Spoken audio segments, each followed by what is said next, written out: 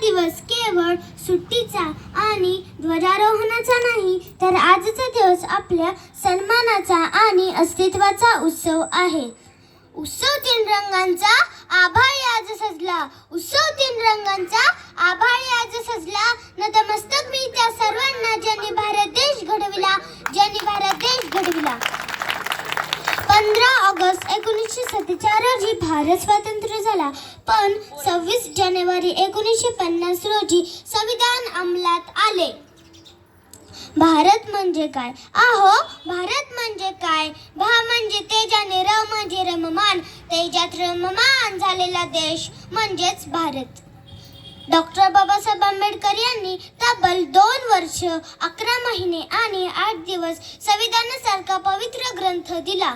तो ग्रंथ आजही आपल्याला ही खात्री करून देतो की या जगात कोणी लहान नाही, कोणी मोठे नाही. म्हणतात ना, जमिनीत चांगले बी पेरले तर सर्वत्र चांगले उगवते. मात्र त्यासाठी जमीन कसदार असावी लागते, मातृभूमी पवित्र असावी लागते. ही मातृभूमी सह्याद्रीच्या कुशीत असणाऱ्या त्या 3 जवानांना लाभली. सातारा जिल्ह्यातील झालेली घटना पहा ना. अवघ्या 3 दिवसात 3 सह्याद्री पुत्र शहीद झाले, पण त्या 3च्या बदल्यात 100 पेक्षा जास्त जवान कर्मभूमीकडे निवडण्यात आले.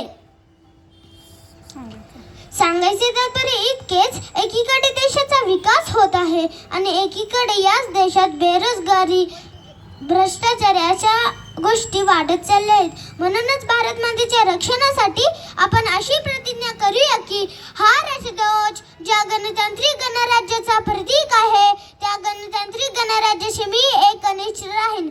चला तर मग विश्वात आपला हा भारतीय तिरंगी झेंडा मानाच्या अशा सर्वोच्च ठिकाणी उभारूया की जेथे आपली मनाभिमानाने उंच झाली पाहिजे आणि आपले हे हाताला सलाम करण्यासाठी सळसळले पाहिजेत. जाता जाता मला एवढेच बोलायचे वाटते की हम जिएंगे तो भी भारत के लिए, हम मरेंगे तो भी भारत के लिए, और मरने के बाद गंगा जल में बहती हुई अस्थियों को कोई कान लगा कर सुने तो उसमें एक ही आवाज आएगी, बोलो भारत